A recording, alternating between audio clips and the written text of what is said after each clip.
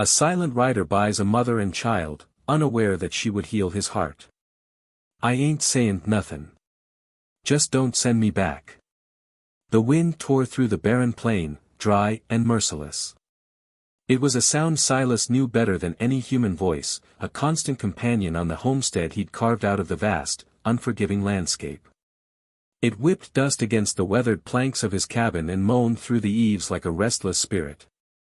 He stood on the porch, a massive, broad-shouldered man whose stillness seemed a part of the land itself. His face was weathered, etched with lines that spoke of sun and sorrow in equal measure, and his eyes, the color of a slate evening sky, held a tired emptiness. They were eyes that had seen everything and now chose to see very little.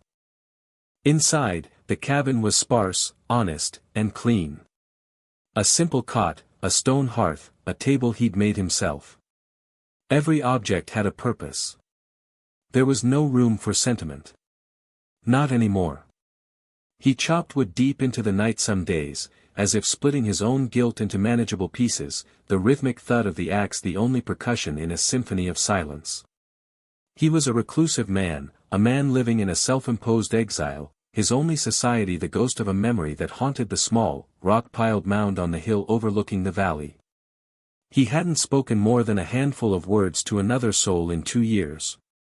Numbness was his blanket against the biting wind of remembrance. He didn't feel joy, but he no longer felt the raw, jagged edge of pain either. He simply endured. The creak of floorboards under his heavy boots was the loudest sound most days. The clinking of his tin cup on the wooden table was a punctuation mark. The distant howl of a coyote was a conversation. He didn't need more. He didn't want more. He was a man hollowed out, living on the shell of what he once was, and he thought that was all he would ever be. He didn't know it yet, but his first true home was about to appear right in front of him, looking as broken and lost as he felt. The world continued its spin, uncaring of his solitary grief, and miles away, in the dusty, raucous town of Redemption, another kind of silence was being enforced. It was the silence of fear. Elara clutched her son's small hand, the boy's face buried in the thin, worn fabric of her skirt. Her own face was a mask of exhausted dignity, her eyes downcast but not defeated.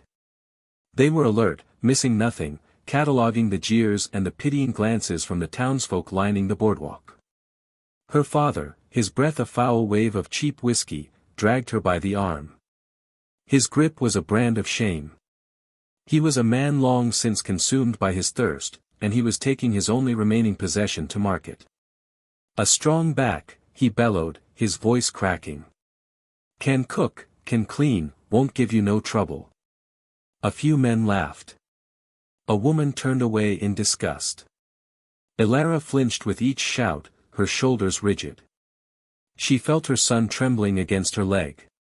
She was not shattered, not yet. But she was worn down to the very nub of her soul, an ember of defiance glowing faintly in the ashes of her life.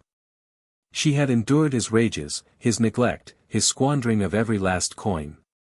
She had endured for the sake of the small, warm hand in hers. But this public humiliation was a new kind of cruelty, a stripping away of the last vestiges of her personhood in the dusty sun. She was a thing. A commodity. Her silence was not submission. It was a wall she built around herself and her child, a fortress of quiet endurance against a world that offered only harshness. Silas made the trip to Redemption only when necessity demanded it. The journey itself was a penance, the noise and clutter of the town an assault on the quiet fortress of his mind.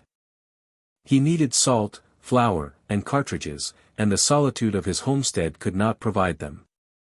He tied his horse to the hitching post in front of the general store, his movements deliberate and economical. He kept his hat pulled low, his gaze fixed on the ground in front of him, a silent request to be left alone. The town sounds grated on him, the boisterous laughter from the saloon, the sharp clang of the blacksmith's hammer, the incessant chatter. It was a world he no longer belonged to. As he moved toward the store, a commotion down the street caught his attention against his will. A crowd had gathered. He saw a man, red-faced and staggering, holding a woman by the arm. He saw a small child clinging to her skirt. His first instinct was to turn away, to retreat back into the shell of his indifference. It was not his concern. The world was full of cruelty, and he had long ago accepted his powerlessness to stop it. But then he saw her face. Just a glimpse as she lifted her head, her eyes meeting the jeering crowd with a look of such profound, quiet dignity that it struck him like a physical blow. She was not pleading. She was enduring. And in that instant, a memory flickered, sharp and agonizing, another woman, her face pale with fever, her hand losing its grip on his. Another child, small and still in his arms. The numbness that had been his shield for 2 years cracked. A raw, suppressed emotion surged through him, hot and unfamiliar. He froze, his hand clenching into a fist at his side. The drunken man, her father, was shouting. $5. Just $5 for a lifetime of work. Who'll give me $5? Silas saw the woman flinch, saw the child press closer. He saw the mocking smiles on the faces in the crowd, the casual cruelty of their amusement. Something inside him, a protective instinct he thought long dead, roared to life. He started walking toward them. The crowd parted as he approached, his size and the sheer intensity of his presence commanding space. He was a giant of a man, made larger by the silence that clung to him like a shroud. He stopped directly in front of the drunk. He didn't look at the man. He looked at her. He saw the fear in her eyes, but underneath it, that same unwavering strength. She thought he was another vulture, another man come to pick over the scraps of her life. He could see the suspicion hardening her gaze. He swallowed, his throat dry. The words felt foreign in his mouth, rusty from disuse. He finally turned his gaze to the drunk, his voice low and gravelly, a rumble that cut through the man's slurred shouting. "I'll take her," the drunk squinted, a greedy light entering his bleary eyes. "That's the spirit. A man of taste." He shoved Alara forward. "See. Good and strong." Silas didn't move. He held the man's gaze, and for the first time, a flicker of fear showed in the drunk's eyes. The quiet rancher's stare was heavier than any fist. Then came the public declaration, a desperate act of salvation disguised as a transaction. "Sell her to me," Silas said, the words clear and cold, ringing through the sudden hush. "As my wife," a collective gasp went through the crowd. The drunk stared, dumbfounded. Alara's head snapped up, her eyes wide with disbelief and a new, more profound terror. Wife. This was a different kind of prison. Silas reached into his coat, pulled out a worn leather pouch, and counted out $10 silver, double what the man had asked. He pressed the heavy coins into the drunk's hand. Now let her go, the transaction was complete. The father scurried away toward the saloon, the coins clutched in his fist. Silas stood there, the silent rider, with a woman and child he had just bought. He had acted against his nature, an impulsive act of kindness born of a ghost's memory. The crowd stared, whispering.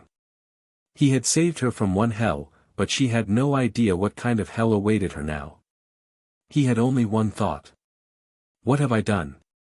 The journey back to the homestead was a long, suffocating exercise in silence. Silas led his horse, with Alara and her son, Samuel, riding. He had lifted the boy into the saddle and then helped her up behind him, his touch brief and impersonal. She had flinched, her body rigid with tension. Now, she sat as far back as she could, her hands clutching the saddle horn instead of the man in front of her. The only sounds were the plod of the horse's hooves in the dust, the creak of the leather, and the ever-present sigh of the wind. Samuel was a statue between them, his small body stiff with a fear he was too young to understand but old enough to feel. Silas felt the weight of her terror like a physical presence. He was a stranger, a giant who had appeared out of nowhere and claimed her with a handful of coins. In her world, men who bought women did not have kindness in their hearts. He walked on, his shoulders weary, the brief fire of his protective rage now cooled to the ashes of regret. He had made a public spectacle, drawing the very attention he'd spent years avoiding. He had brought this woman and child into his isolation, shattering the careful, numb peace he had constructed. He didn't know how to speak to her, how to reassure her. Words had failed him long ago. So he remained silent, and his silence was her torment. It was a vast, empty space in which her darkest fears could grow. She watched the back of his head, the broad, powerful set of his shoulders. He was a mountain of a man, capable of immense gentleness or terrible violence. She had no way of knowing which resided within him. Her father had been a cruel man. The world was full of cruel men. This one was just quieter about it. She held her son tighter, whispering reassurances into his hair that she did not feel herself. When they finally arrived at the homestead, the last of the pale winter sun was bleeding away, leaving the sky a bruised purple. The cabin looked small and lonely against the vast, darkening plains. It did not look like a sanctuary. It looked like the end of the world. Silas slid the boy down from the horse and then turned to help her. Again, she recoiled from his touch, sliding down on her own, her landing unsteady. He said nothing, his face an unreadable mask. He took a deep breath, the frosty air stinging his lungs, and pointed to the cabin.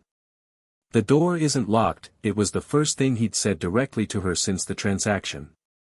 She hesitated, then took Samuel's hand and walked toward the wooden door as if walking to a prison cell. She pushed it open. The inside was dark, smelling of wood smoke and solitude. Silas followed her in, lit a smoky lamp on the table, and the small room flickered to life.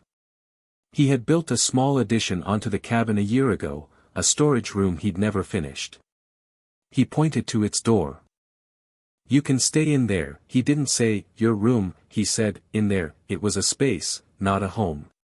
She nodded, not looking at him, and led her son into the small, cold chamber.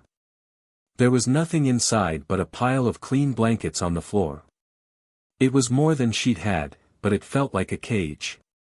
The consequence of his kindness was this, a shared roof and an impassable distance. The separation was immediate and absolute. A new rhythm began, dictated by work and silence. He rose before dawn, chopping wood, tending to his horse, disappearing into the vastness of his land until dusk. She stayed inside, cleaning the small cabin with a frantic energy, cooking meals from the supplies he'd bought, her movements quiet and unobtrusive. They ate at the same table but at different times. He would leave his plate on the hearth, and she would retrieve it after he'd gone outside. She would leave his dinner warming by the stove, and he would eat it alone after she and Samuel had retired to their small room. The silence was a wall, built brick by brick with every unspoken word, every averted gaze. It was a language of distrust. She stayed. He began to watch her. Not with a possessor's eye, but with the quiet, observational focus he usually reserved for the movements of deer or the shifting of weather patterns. He saw things in the spaces where she thought no one was looking. He saw the way she mended Samuel's worn shirt with thread pulled from her own hem, her fingers deft and sure. He saw her shivering in the biting wind when she stepped outside for a moment, her coat a flimsy, pathetic garment against the plain's relentless cold. He saw her at meals she prepared, how she always gave the largest portion of meat, the thickest piece of bread, to her son, making do with whatever was left. These small acts of maternal dignity chipped away at the edges of his numbness. They reminded him of a tenderness he had forced himself to forget. His cautious, wounded heart began to stir. He knew she was terrified of him. He saw it in the way she flinched if he entered the cabin too suddenly, the way her hand would instinctively go to her son's shoulder. He couldn't offer words of comfort, they were buried too deep beneath his guilt. So he began to help her in the only way he knew how, secretly, cautiously. One morning, a pair of sturdy, leather work boots appeared by the door to her room. They were old but well-oiled and solid, far warmer than the worn-down shoes she had. There was no note, no explanation. They were simply there. Elara stared at them for a long time, her heart pounding with suspicion. A gift? Or a payment for services yet to be demanded? She didn't touch them for 2 days. But the ground was frozen solid, and the cold seeped through the soles of her shoes, and her son's small cough was a constant worry. On the 3rd day, she wore the boots. They were too large, but she stuffed them with rags, and for the first time in months, her feet were warm. She never acknowledged them. A few days later, the woodpile next to the main stove, the one she used for cooking, was stacked twice as high as usual. It was enough to keep the main room of the cabin warm all day, not just during mealtimes. It was a small gesture, an unspoken permission to seek comfort. She began to keep the fire going, and the oppressive chill in the cabin lessened. Samuel's cough began to fade. Then, a thick wool blanket, heavy and smelling of cedar, was left draped over the back of a chair near the hearth. He had 3 blankets, she had seen them on his cot. This was one of his. She imagined him being colder at night and felt a confusing pang of something that was not quite gratitude, but was no longer purely fear. It was a debt. She took the blanket and added it to the small nest she and Samuel slept in. It was warm. These were his interventions, as silent and unobtrusive as the man himself. He asked for nothing in return.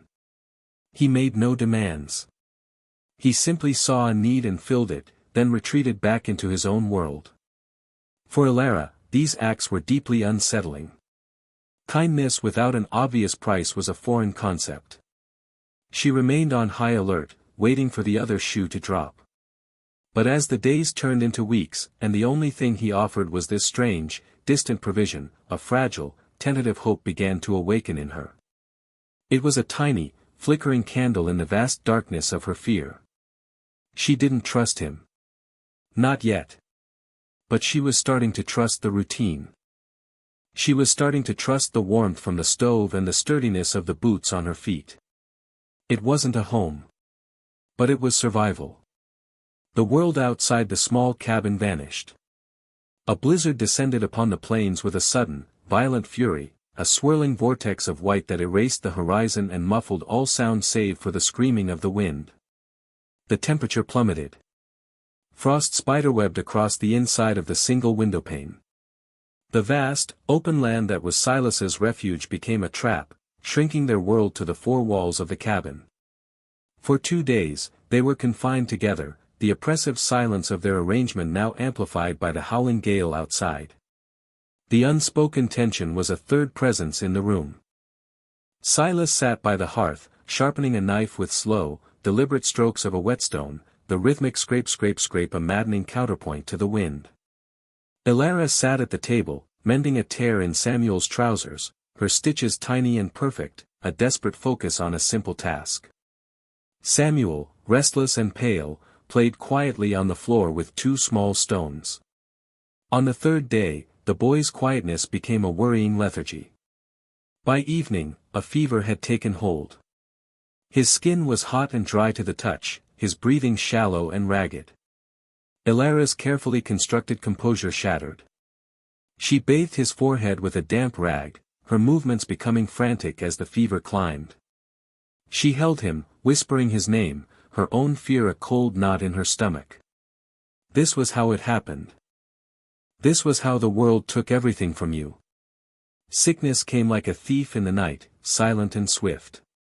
She had no medicine, no knowledge beyond a mother's desperate prayers. Silas watched from across the room. He saw her terror, the raw, undisguised panic in her eyes. It was a look he knew intimately. He had worn that same expression himself, in this very room, years ago. The sight of the feverish child and the desperate mother broke through the last of his defenses. The crisis was not a stranger, it was an old, hated enemy. He put down his knife and stood up. Elara flinched, pulling her son closer, her eyes wide and defensive. She thought he was angry at the boy's cries, at the disruption. He walked to a heavy wooden chest in the corner, one she had never seen him open. He lifted the lid, and the scent of dried herbs filled the small room, yarrow, willow bark, chamomile.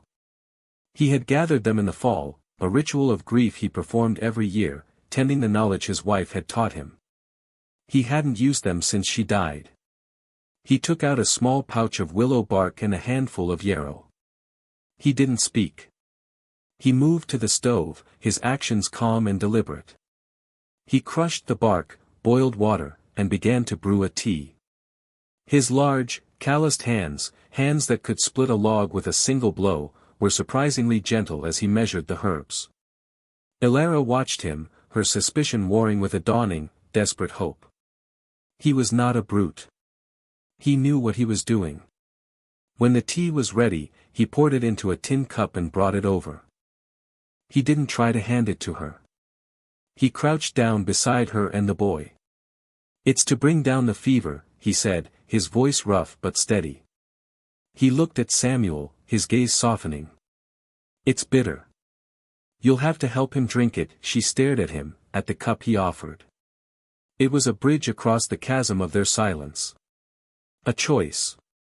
Trust him, or let her son burn. She nodded, a single, jerky motion. Together, they coaxed the bitter tea into the boy. Through the long night, they worked side by side. The storm raged outside, but inside, another storm, the one between them, had finally broken. He showed her how to make a cool poultice of yarrow leaves. She held the boy while he listened to his breathing. Words were few, but they were no longer necessary. They were bound by a shared purpose, a shared fight. Toward dawn, as the blizzard began to subside, Samuel's fever broke. His skin grew cool, his breathing deepened into the peaceful rhythm of sleep. Elara sagged with relief, tears she hadn't allowed herself to cry now streaming down her face. She looked at Silas, who stood watching by the hearth, his face shadowed and weary. "Thank you," she whispered. The words were small, but they carried the weight of the entire world. He just nodded, then turned and added another log to the fire. The silence that fell was different. It was no longer a wall. It was a shared space, filled with the quiet crackle of the fire and the soft sound of a child's gentle breathing. The passing of the blizzard and Samuel's recovery marked a subtle but profound shift in the homestead's atmosphere. The spring thaw arrived, turning the frozen plains to mud and then to a faint, hopeful green. The silence between Silas and Elara was no longer a tense, watchful void, but a comfortable quiet, punctuated by the growing confidence of Samuel's chatter. They still lived in their separate spheres, but the borders had become permeable. He would now eat at the table while she was still in the room, and she no longer flinched when he entered the cabin. They had to go to town. The winter supplies had dwindled to almost nothing. The thought filled Silas with a deep unease. Their strange arrangement was a fragile thing, nurtured in isolation. The town, with its prying eyes and cruel tongues, was a threat. But it was unavoidable. He hitched the horse to the wagon, the mood somber. Elara, dressed in a plain but clean dress, her hair neatly braided, lifted Samuel onto the wagon seat. She wore the sturdy boots he had given her. As they rode, a new tension settled between them. This was the first time they would face the world together since that humiliating day. They were not a man and wife. They were a man, a woman he had bought, and her child. The town of Redemption had a long memory for scandal. When they pulled up to the general store, the reaction was immediate. Conversations stopped.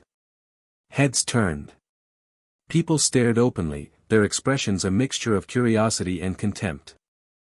Elara kept her eyes fixed on her son, her face a pale, dignified mask, but Silas could feel her shame like a wave of heat. He helped her down from the wagon, his hand lingering for a moment on her arm, a small, protective gesture.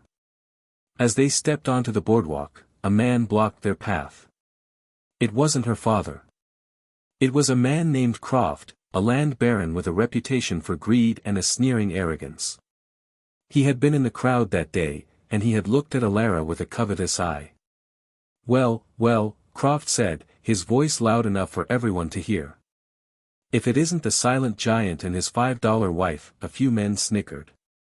Elara froze, her gaze dropping to the dusty planks of the boardwalk. Her entire body went rigid, all her hard-won composure crumbling. Samuel, sensing his mother's distress, whimpered and clung tightly to her skirt. "Come to show off your property, have you?" Croft continued, stepping closer. He looked Alara up and down with an insulting leer.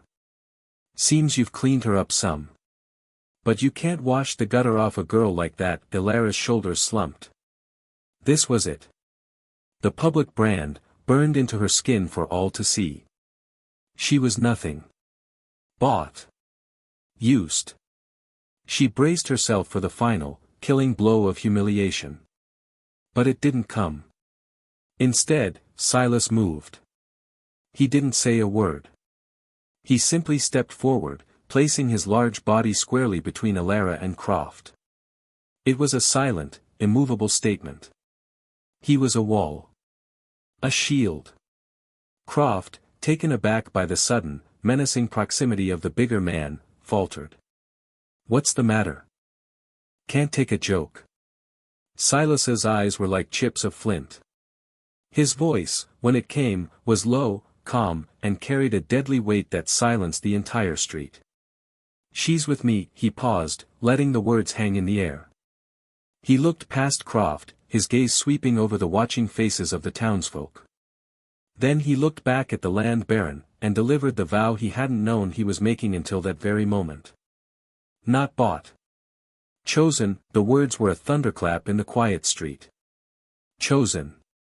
It was a word of honor, of value, of intent. It reframed the entire narrative.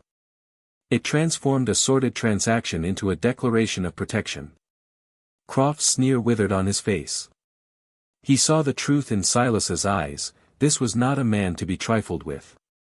He mumbled something under his breath and backed away, melting into the crowd. The townsfolk fell silent, their mockery turning to a grudging respect. Silas didn't move. He stood there, a guardian, until he was sure the threat was gone. Then he turned to Alara. She was crying. Not the frantic, panicked tears of her son's illness, but slow, silent tears that traced paths through the dust on her cheeks. They were tears of shock, of relief. Of a gratitude so profound it left her breathless. He stayed.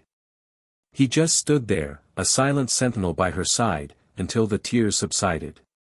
He had saved her again, not from her father this time, but from the world. The ride back to the homestead was different. The silence that settled over them in the wagon was not the tense, fearful quiet of their first journey, nor the comfortable, domestic quiet of the recent weeks. It was a new silence, deep and resonant, charged with the power of his public declaration. Chosen. The word echoed in Alara's mind, a warm, healing balm on the wounds of her past. She kept stealing glances at the man beside her, at his strong, weathered profile. He was no longer just a protector or a provider. He was the man who had given her back her dignity in front of the entire world. That evening, after Samuel was asleep, the air was warm with the promise of summer. A soft breeze rustled the new leaves on the lone cottonwood tree. For the first time, Alara followed Silas out onto the porch. He was sitting on the top step, staring out at the vast expanse of the plains, now bathed in the gentle light of a rising moon. She sat down on the other end of the step, leaving a respectable distance between them, but it was a space of quiet companionship, not separation. For a long time, neither of them spoke. The wind in the dry grass was the only sound. Then, she broke the silence. Her voice was soft, barely a whisper, and it trembled slightly. "My mother, she was a good woman," she began, her words broken and hesitant.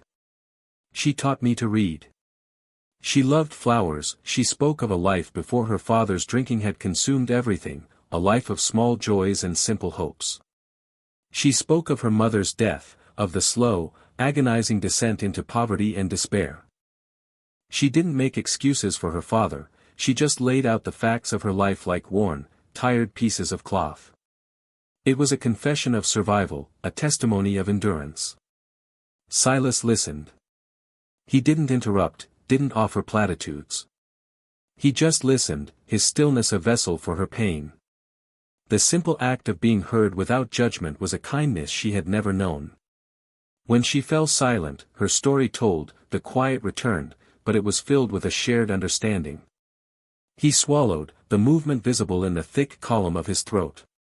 He lifted a hand and pointed toward the low hill that overlooked the cabin, where a small, neat pile of stones caught the moonlight. "My wife, Sarah, is buried there," he said, his voice thick with an emotion he hadn't allowed himself to feel in years. "And our son.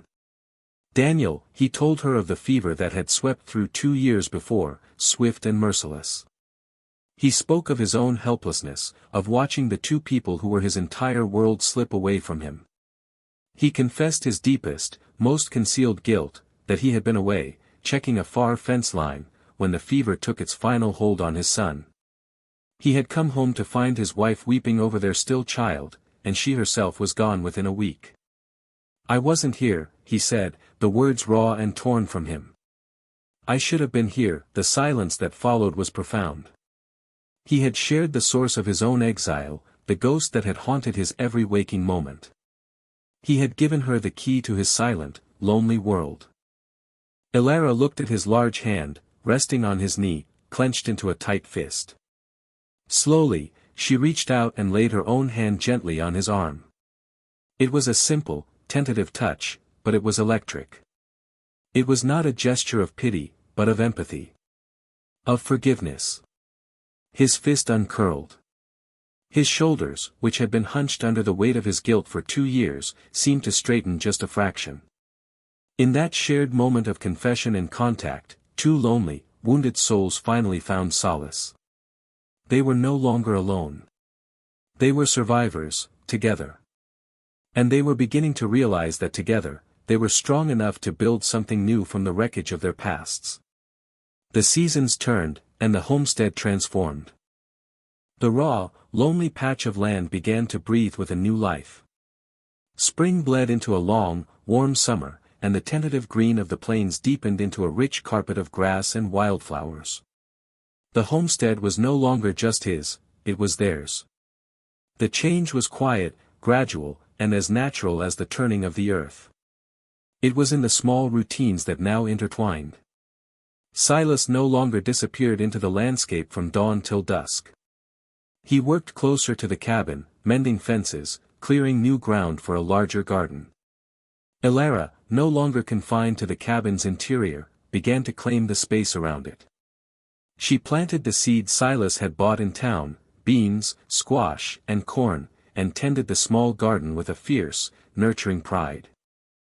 The first green shoots that pushed through the dark soil were a miracle to her, a tangible sign of a future. Samuel, who had once been a timid shadow clinging to his mother's skirts, blossomed in the open space and steady quiet of their new life. The fear had leached out of his eyes, replaced by a boy's natural curiosity. Silas, in his quiet way, became the father the boy had never had. He would watch as Silas worked, his small face serious with concentration. One afternoon, Silas sat down with the boy on the porch steps, took out his pocketknife, and a small block of soft pine. Without a word, he began to whittle, carving a crude but recognizable horse. Samuel watched, mesmerized. After a while, Silas found another piece of wood and a smaller, duller knife and showed the boy how to hold it, how to make the first careful cuts. It became their ritual. Laughter began to find its way into the quiet corners of the cabin.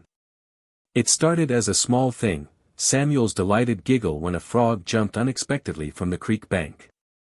Elara's soft chuckle as she watched him try to mimic Silas's long strides. And one evening, as Silas told a dry, understated story about a stubborn mule, a real, genuine laugh escaped Elara's lips. The sound startled them both. It was beautiful. Silas found himself smiling, a real smile that reached his tired eyes and eased the harsh lines on his face. The cabin itself began to feel like a home. Elara had placed a jar of wildflowers on the table. A small curtain, fashioned from a clean flour sack, now hung in the window. These were small, womanly touches that softened the cabin's Spartan edges, transforming it from a shelter into a dwelling. The painful memories had not vanished. The small grave on the hill was still there, a quiet reminder of what Silas had lost. The scars of Alara's past were still a part of her. But they were no longer the whole of their existence. New memories were being laid down on top of the old ones, like layers of fertile soil. They worked together, their movements falling into an easy, unspoken rhythm. When a fence post needed setting, she was there to hold it steady. When a heavy basket of laundry needed carrying, he was there to lift it. They were building more than a homestead. They were building a life, a partnership. One evening, as the sun set, casting long shadows across the valley, they stood together, watching Samuel chase fireflies. The land before them was peaceful, productive, and theirs. The wind still blew, but it no longer sounded like a lament. It sounded like a promise. Winter would come again, but this time, they would face it together, warmed by a fire that burned not just in the hearth, but between them. It was a true home, forged in silence and hardship, and it was thriving. From dust and silence grew a home. From closed hearts, a family. Love, he was discovering, was not always a sudden fire. Sometimes, it was a seed planted in frozen ground, nurtured by small, secret kindnesses. It was a quiet thing that grew where no one was looking, pushing its way toward the light through the hard-packed earth of grief and fear. For Silas, it had been a journey back to the world of the living. He had been a man entombed in his own past, his heart a cold, silent chamber. Alara and her son had been the intrusion, the unwelcome light that had pierced his solitude. His impulsive act of kindness, born from the ghost of an old pain, had set in motion a chain of events he could never have predicted. He had thought he was saving her, but in truth, she was saving him. Her quiet dignity was a mirror that showed him the man he could be, not just the man he had been. Her resilience was a lesson in survival. Her gentle presence filled the empty spaces in his home and his heart. He didn't know it then, standing in the dusty street of redemption, but his first true home was standing right in front of him. Now he knew.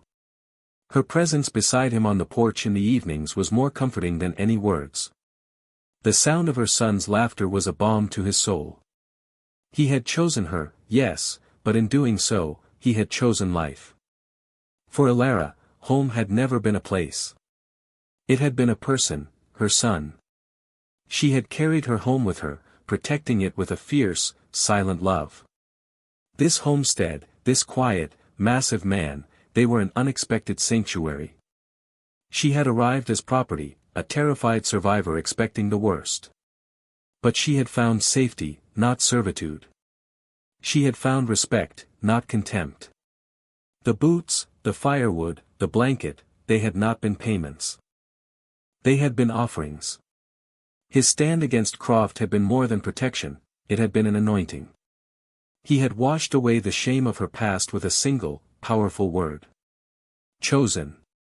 Here, in this vast, quiet land, her own quiet strength had finally been seen and valued. Her dignity was not a shield she had to constantly hold up against the world, it was simply a part of who she was, accepted and honored.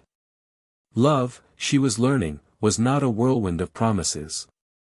It was the steady, reliable presence of a man who chopped wood to keep you warm, who knew the herbs to soothe your child's fever, who would stand as a mountain between you and the world's cruelty. It was the feeling of a hand on your arm, a shared silence that spoke more than 1,000 words.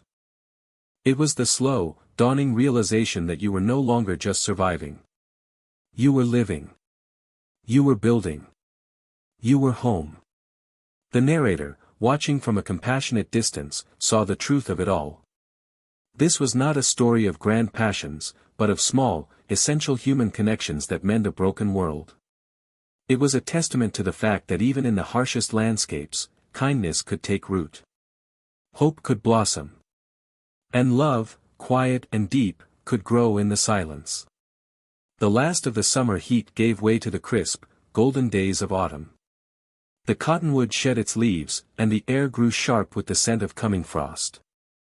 Inside the cabin, a constant, gentle warmth radiated from the stove. The home they had built was preparing to weather its first winter together. Silas spent his evenings on the porch, the smoky lamp casting a pool of light around him. He was carving something. His large hands, which Alara had once seen as instruments of potential violence, moved with a surprising grace and precision, peeling away slivers of dark, rich cherry wood. He worked with the same deliberate focus he applied to everything, his brow furrowed in concentration. She would watch him sometimes from the doorway, the rhythmic scrape of his knife a comforting, domestic sound. He was not just carving wood, he was shaping their future. He was building symbols of permanence. One evening, he brought his finished work inside. It was a small, perfectly proportioned rocking chair, its wood sanded so smooth it shone in the lamplight. He set it down on the floor next to the hearth. It was for Samuel. The boy, his eyes wide with wonder, cautiously approached it, ran a hand over its smooth arm, and then climbed in. He began to rock, a slow, contented rhythm, a small smile on his face. It was a throne for the small prince of their quiet kingdom. But Silas wasn't finished. He had another piece, and for many more evenings, he worked. This time, the object was larger. He worked on it inside, near the warmth of the fire, while Alara mended clothes and Samuel slept peacefully in his cot nearby. The air was filled with the scent of cherry wood and the quiet sounds of their shared life. Finally, it was done. A full-sized rocking chair, elegant in its simplicity, a mate to the smaller one. He placed it on the other side of the hearth, creating a small, intimate circle of warmth and light. He didn't say, "This is for you," he didn't have to. He just looked at her, his gaze steady and full of a quiet, profound emotion. That night, after the boy was asleep, she sat in the chair. It fit her perfectly, as if he had taken her measure not with a ruler, but with his heart. He took his seat on the hearth, near her feet. The window was cracked open, letting in the cold, clean night air. Outside, the world was vast and dark and silent. Inside, there was only warmth and peace. He looked at her, at the way the firelight softened the tired lines around her eyes, at the small, contented smile on her lips. The journey from that dusty street felt both a lifetime and a moment ago. He had spoken then to save her. He would speak now to keep her. He reached out, his hand covering hers where it rested on the arm of the chair. "Alara," he said, her name a soft sound in the quiet room. She met his gaze. "Stay here," it was not a command. It was not an assumption. It was a question. An invitation. A plea. It held all the unspoken words, all the shared moments, all the pain and healing of the past months. It meant, "Be my wife, for real," it meant, "Let this be our home, forever," it meant, "I love you." A single tear traced a path down her cheek, but this time, it was a tear of pure, unadulterated joy. She nodded, her throat too thick with emotion for words. Her hand turned under his, her fingers lacing with his. She stayed. From dust and silence grew a home. From closed hearts, a family. Their story is a testament to the quiet strength that endures when all else has been stripped away, and the transformative power of a single, unexpected act of kindness. If this story touched you, like warm light in a cold night, then carry it with you. Remember that dignity is a fortress, that silence can speak volumes, and that the most profound connections are often forged not in grand declarations, but in the steady, quiet rhythm of shared days. Subscribe to our channel for more stories full of silence, courage, and genuine closeness. And tell us, what moved you the most? We'll see you again, where silence means home.